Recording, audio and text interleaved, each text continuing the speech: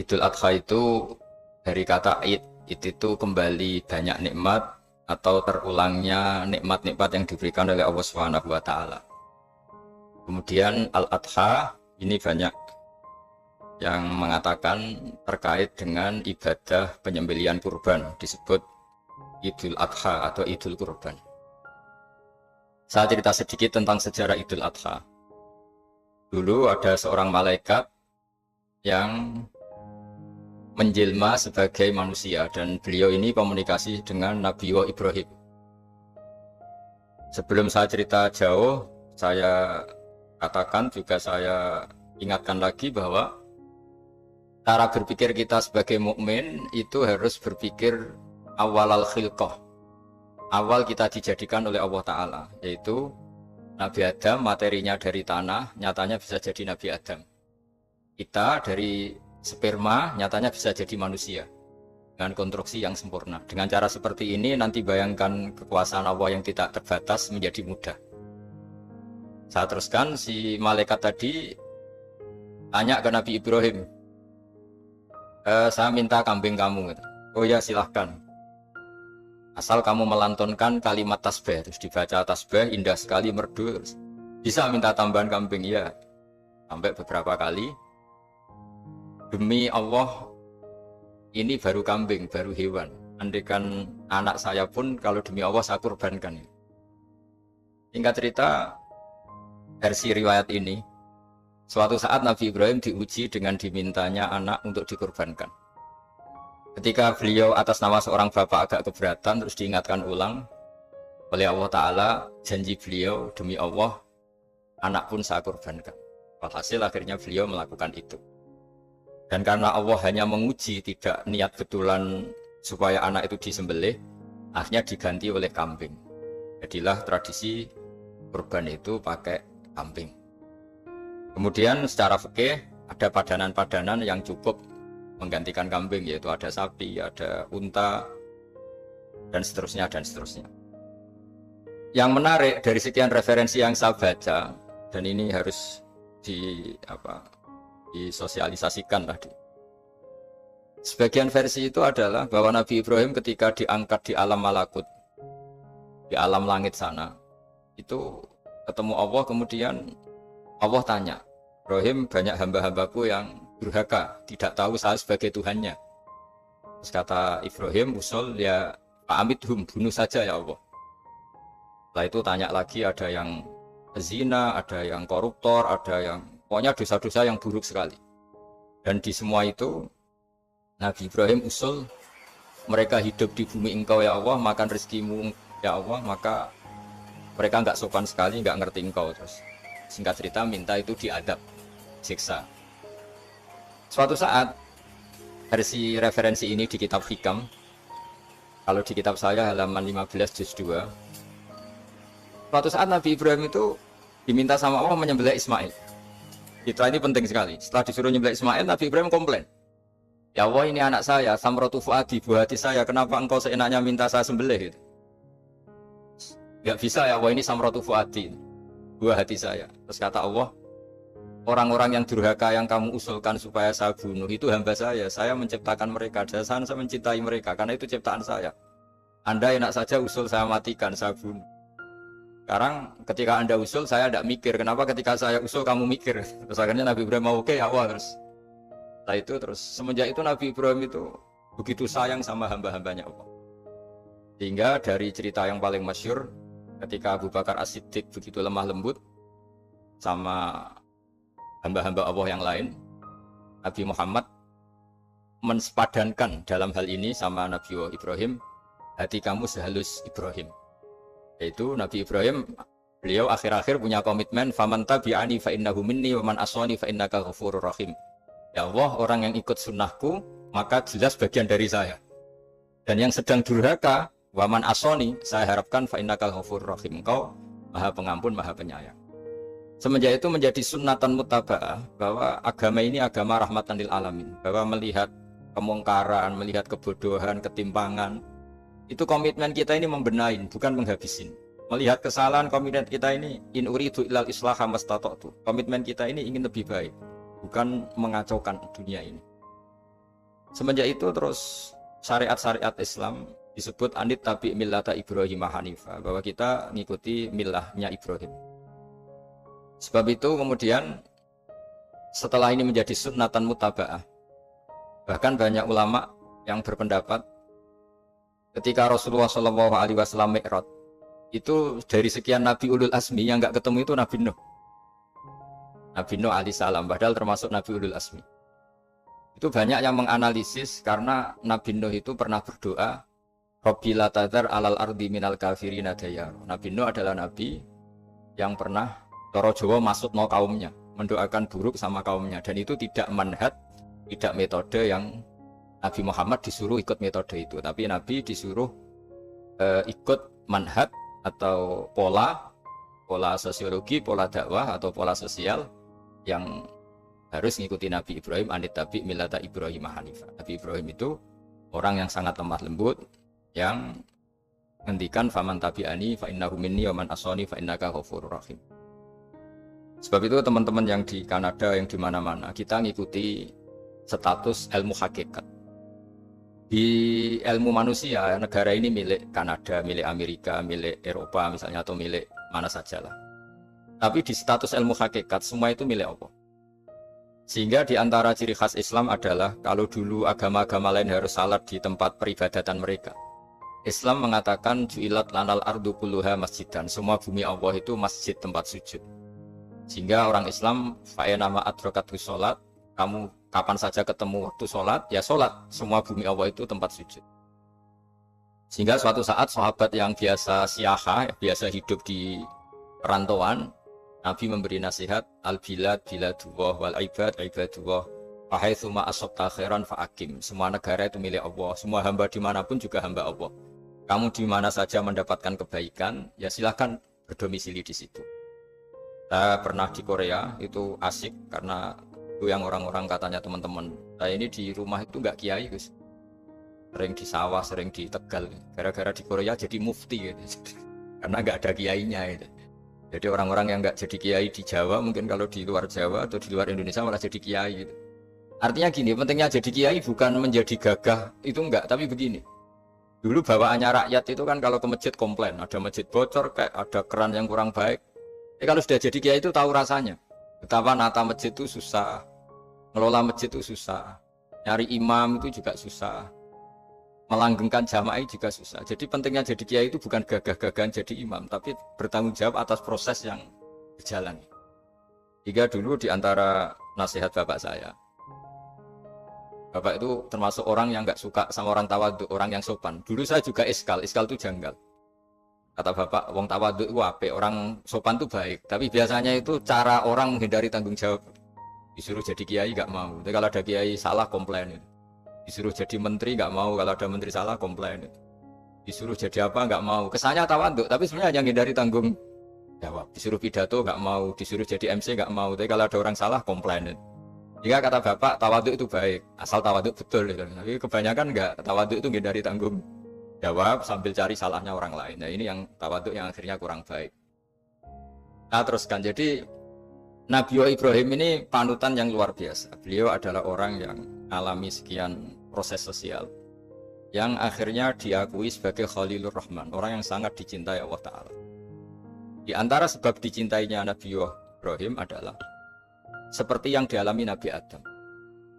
Nabi Adam ketika turun di bumi, itu keresahan pertama itu bukan karena kurang makanan atau kurang minuman, itu enggak. Beliau turun di bumi mendapati bangsa yang lain, kalau dalam kitab disebut Banul Jan. Itu dia janggalnya Masya Allah. Ini orang makhluk-makhluk ini kok tidak kenal sama Allah yang menciptakannya. Kan aneh ya kalau kita hidup di Kanada terus nggak tahu PM-nya siapa, Perdana Menterinya siapa, kita hidup di Indonesia nggak tahu presidennya siapa. Itu kan aneh. Kita hidup di kampung nggak ngerti lurahnya siapa aja aneh. Ini hidup di buminya Allah kok nggak tahu Allah itu siapa. Nggak pernah menyebut Allah. Padahal harusnya yang paling dikenal pertama itu ya zat yang menciptakan kita, menciptakan langit bumi dan sebagainya. Sehingga beliau itu gerutu itu komplain. Ya Allah ini nggak fair dunia ini, engkau yang menciptakan, engkau yang memberi rezeki, kemudian mereka nggak kenal engkau. Ini kata Nabi Adam alaihissalam. Barokahnya komplain itu, jadi komplain itu yang diridhoi Allah juga banyak. Akhirnya Allah meridhoi Nabi Adam, dosa-dosanya, salahnya itu diampuni. Nah, ukuran seorang nabi beliau dianggap salah itu diampuni karena keresahan beliau itu takut Allah nggak dikenal. Nah, masjid yang di Kanada di Montreal juga ketakutan kita ini jangan sampai orang Islam tidak punya tempat ibadah. Meskipun setelah punya tempat ibadah, ketakutan kita jangan-jangan ibadahnya tidak sesuai sunnah Rasul. Setelah sesuai sunnah Rasul kita takut lagi, jangan-jangan memaksa sesuai tapi karena ingin benar. Dan setelah ingin benar, takutnya syarat tasawuf ngimani kebenaran itu, bukan ngimani rahmatnya Allah tapi ngimani kebenaran itu. Aslinya jadi ujub. Ujub itu bangga amal diterima karena kebaikannya, bukan karena fadlnya Allah, karena anugerah. Nah, ketakutan-ketakutan ini khas orang soleh. Orang soleh itu kalau nggak sholat takut. Setelah sholat takut nggak sesuai syarat rukun. Setelah sesuai semua takut iktimat alal amal, membanggakan kebenaran, tapi bukan membanggakan luasnya rahmatnya Allah Ta'ala. Sehingga di luar ilmu fikih ada ilmu namanya ilmu tasawuf, ilmu yang mengelola hati. Jadi ibarat orang itu, kalau yang paling masyhur dalam cerita-cerita orang sufi, ada orang sudah masuk surga karena tidak pernah dosa sama sekali. Ini cerita-cerita yang melegenda di dunia tasawuf. Tanya Allah, kenapa kamu masuk surga? Karena saya taat terus Allah, nggak pernah maksiat sama engkau. Berapa lama kamu hidup di dunia? 80 tahun. Ya sudah, karena taat kamu 80 tahun, ya surga kamu 80 tahun. Ya komplain, ya Allah katanya surga selamanya, kenapa ini hanya 80 tahun? Yang selamanya itu rahmat saya. Kalau amal kamu kan terbatas 80 tahun, maka balasannya hanya 80 tahun. Nah, semenjak itu beliau sadar, oh iya ya Allah, masuk surga itu fadlmu, anugerahmu, amal saya tidak ada bandingannya dengan surgamu. Nah, ini jadi sehingga keyakinan ahli sunnah wal jamaah di antara ciri khasnya adalah masuk surga itu karena fadlnya Allah, karena anugerahnya Allah. Maksudnya itu, oke, kita amal, tapi amal kita tetap terbatas. Tidak memberi kontribusi pada kerajaan Allah, pada kedikjayaan Allah sebagai Tuhan. Yang tidak terbatas adalah fadlnya Allah Subhanahu wa Ta'ala. Nah, keresahan-keresahan ini kemudian yang diwariskan oleh para nabi ke ulama-ulama. Di keresahannya ulama itu mirip-mirip keresahan nabi. Nabi dulu itu sampai dakwah, sampai sosialisasi kebenaran itu takut Allah itu la yuzkaru fi mulki, Allah tidak disebut, tidak menjadi aktor. Kan tidak fair kita misalnya nempat di negara orang terus nggak tahu duta besarnya siapa, terus kalau ngurus paspor di mana, ngurus visa di mana. Ini sama, kita hambanya Allah tapi nggak pernah ngurus status kehambaannya. Harusnya kita ngurus status kehambaan kita dengan sholat, berarti kehambaan kita hidup. Dan baca tasbih berarti kehambaan kita hidup. Makanya dalam sebuah ayat disebutkan masuk surga itu gampang, yang susah itu kamu masuk status kehambaan itu. Makanya disebut ya aja Tuhan nafsul mutmainnah irji'i ila rabbiki radiyatan mardiyah. Pertama apa? Fadkhuli fi ibadi. Kamu harus masuk status sebagai hambaku dulu. Baru wadkhuli jannati, baru kamu baru masuk surga. Jadi orang boleh nikmati fasilitas negara lain kalau visa paspornya disahkan. Orang boleh masuk surga kalau status kehambaannya disahkan oleh Allah Subhanahu wa Ta'ala. Nah, lalu status kehambaan itu dimulai dari mana? Secara fisik kita sujud. Anggota tubuh yang begitu terhormat, namanya kepala, kita tundukkan kepada Allah Ta'ala. Hati kita, akal kita yang ingin menguasai dunia misalnya, ambisi itu kita kalahkan untuk hanya tunduk kepada aturan-aturan Allah Subhanahu wa Ta'ala. Kekhawatiran kita akan menghadapi alam akhirat, nah ini yang penting. Nanti setelah kita mati kayak apa, jadi debu, jadi tanah, lalu bangkit kita gimana? Sebagaimana mukadimah saya, ingatlah an-nas atil ula. Ingatlah penciptaan pertama, bahwa Allah punya reputasi menciptakan Nabi Adam dari tanah, dan di tubuh Nabi Adam itu tersimpan calon generasi berikutnya ila yaumil qiyamah. Kayak apa susahnya bikin Nabi Adam kalau andikan kita boleh berpikir. Bikin satu master manusia yang akan melahirkan manusia seluruh dunia. Ibaratnya chipnya itu sudah ada di punggung Nabi Adam. Dan itu materinya dari tanah. Dengan berpikir gitu, maka ketika kita meninggal, sudah jadi tanah, kembali lagi jadi manusia adalah hal yang mudah. Karena Allah punya reputasi menciptakan manusia super, yaitu Nabi Adam dari tanah. Jika setiap kali kita iskal janggal terhadap kekuasaan Allah, kata Allah Ta'ala, Qul yuhihal ladzi ansha'aha awwala marrah. Kalau kamu janggal terhadap kemampuan saya, kemampuan kami menghidupkan tulang belulang yang sudah rapuh, sudah hancur, maka ingatlah reputasi saya, kata Allah, reputasi kami menciptakan Adam dari tanah. Ya, para nabi itu, ini semoga teman-teman yang di Kanada masih ingat betul iman yang dilatih para guru kita di Jawa, di Indonesia. Para nabi itu saking imannya sama Allah, itu tidak ada, sampai kasarnya itu nggak tahu bedanya antara hal itu masuk akal maupun tidak.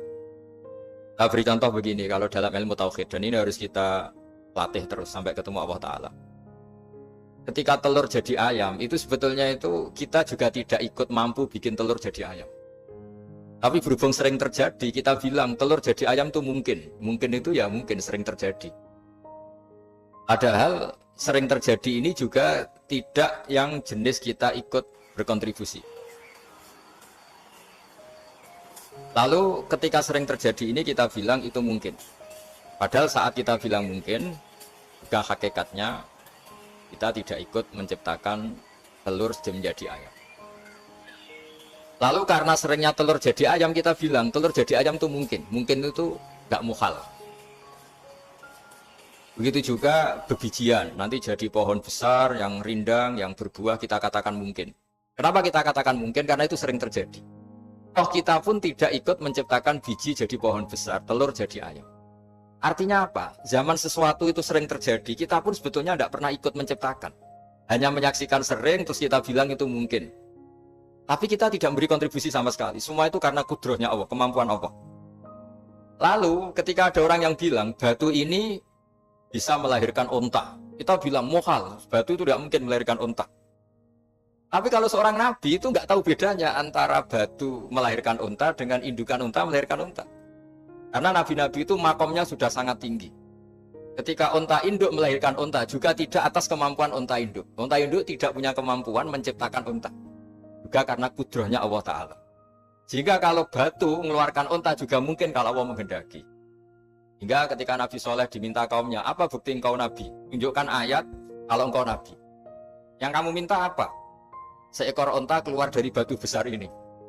Nabi Soleh dengan entengnya berdoa sama Allah dan keluarlah unta keluar dari batu. Nah itu makom yang paling tinggi. Makom paling tinggi itu kita mendudukkan Allah sebagai zat yang tidak terbatas kudrohnya. Hingga para nabi itu terus punya mukjizat. Nah mukjizat itu untuk mengingatkan ulang bahwa Allah itu tidak terbatas kemampuannya. Bagaimana unta keluar dari batu besar zaman Nabi Soleh, zaman Nabi Muhammad air keluar dari jemarinya Rasulullah SAW, Nabi Ibrahim dibakar tidak mempan, tetap sehat, tetap bugar. Karena semua ini sebagai bukti bahwa kudrohnya Allah tidak terbatas. Iman-iman seperti ini harus kita jaga. Apapun rasionalitas kita dan meskipun kita selalu rasional, tetap menyisakan iman bahwa kudroh Allah itu tidak terbatas. Sehingga ketika ada cerita kematian orang soleh itu ditangisi langit dan bumi, kita tidak usah iskal, tidak usah janggal. Masa bumi bisa menangis? Karena kita yang sekarang bisa nangis adalah materinya dari tanah, materinya dari bumi. Terus iman ini kita jaga sehingga kalau kita yasinan masih ingat Allah kalau mengingatkan kudrohnya yang tidak terbatas, manusia disuruh ingat qul yuhyihalladzi ansha'aha awwala marrah. Kamu harus ingat bahwa Allah itu yang menghidupkan kamu, menghidupkan semuanya ketika kamu belum menjadi seperti ini. Jadi intinya itu kita ingat meskipun telur itu lazim jadi ayam, tetap tidak karena kudrohnya ayam itu, tapi karena kudrohnya Allah. Indukan unta melahirkan anak unta juga bukan kemampuan indukan unta, karena ini juga makhluk yang lemah, tapi juga kemampuan Allah Subhanahu wa Ta'ala. Hingga dengan demikian kita termasuk hamba Allah sesuai target yang diingatkan Allah. Alam mata bayana lahu qala a'lamu annallaha ala kulli syai'in qadir. Hamba Allah yang baik adalah hamba ketika menyaksikan fenomena apapun, semua itu li ta'lamu annallaha ala kulli syai'in qadir wa annallaha qad ahata bi kulli syai'in ilma. Apapun di alam raya ini semuanya itu bukti bahwa Allah ala kulli syai'in qadir, Allah kuasa dan Allah meliputi semua makhluknya dalam pandangannya, dalam pantauannya. Jadi saya mohon teman-teman yang di Montreal, yang di Kanada juga di manapun harus ingat status hakikat bahwa al-bilad biladullah wal ibad ibadullah fa haitsu ma asabta khairan fa'aqim. Negara hakikatnya milik Allah, semua hamba juga milik Allah. Di mana saja kamu berada dan menemukan kebaikan, silahkan hidup di situ. Tentu dengan sosialisasi yang baik, baik dengan non-muslim maupun dengan muslim, karena Allah mengajarkan wa qulu linnasi husna. Ajaran Islam adalah rahmatan lil alamin, rahmat bagi semua. Tentu tidak henti-hentinya kita menjelaskan kebenaran yang diinginkan oleh Allah Subhanahu wa Ta'ala. Saya kira demikian karena juga ini di sini sudah malam. Jadi saya mohon maaf mungkin tidak bisa ikuti tanya jawab karena di sini sudah malam, apalagi tadi habis takziah saya karena ya ada mas saya yang sudah sepuh sekali wafat, terus tadi barusan datang, jadi mohon maaf tidak mengikuti acara mulai pertama. Tapi saya mohon ayat-ayat Quran yang saya terangkan tadi bahwa untuk mensifati Allah kudrahnya tidak terbatas. Ingatlah bahwa kita yang secerdas ini, yang sehebat ini, kita semua manusia yang cerdas begini, matanya bisa melihat, hatinya bisa merenung, otaknya bisa berpikir cerdas. Itu dari materi tanah. Dan Allah mampu. Allah bisa bikin orang miliatan gini dari satu orang manusia namanya Nabi Adam. Kayak apa susahnya bikin konstruksi Nabi Adam kalau boleh dibahasakan. Dan itu Allah punya reputasi mampu. Dengan cara seperti itu kita akan gampang iman bahwa kita setelah meninggal dan menjadi tanah, ya sama seperti kita masih hidup. Zaman kita hidup ya tidak tahu cara kerja jantung kita, nafas kita, uratnya gimana, terus sistem tubuh. Meskipun ilmu medis ngerti mengurai itu, tapi tetap saja yang ngerti, tidak menciptakan. Yang menggerakkan jantung, organ tubuh kita tetap Allah Subhanahu wa Ta'ala. Dia yang Al-Fa'idul Mukhtar, dia yang semuanya mengendalikan kita. Artinya zaman kita hidup pun sebenarnya kita yang tidak mengendalikan kita. Nafas kita ya dalam kendali Allah, ikhtiar kita dalam kendali Allah. Sama setelah kita mati juga dalam kendali Allah. Ya guru-guru kita semuanya melatih inna sholati wa nusuki wa mahyaya wa mamati lillahi rabbil alamin. Hakikat ibadah kita, hakikat hidup kita, hakikat mati kita, semuanya tidak dalam kendali kita. Semua itu dalam kendali Allah Ta'ala. Dengan demikian terus kita insya Allah ingin jadi hambanya dulu. Baru setelah jadi hambanya, baru sah menjadi ahli penghuni surganya. Wadkhuli fi ibadi, baru wadkhuli jannati. Masuklah berstatus sebagai hambaku, baru engkau kalian semua layak menjadi penghuni surgaku. Mohon maaf atas semua kesalahan. Billahi taufik. Wassalamualaikum warahmatullahi wabarakatuh.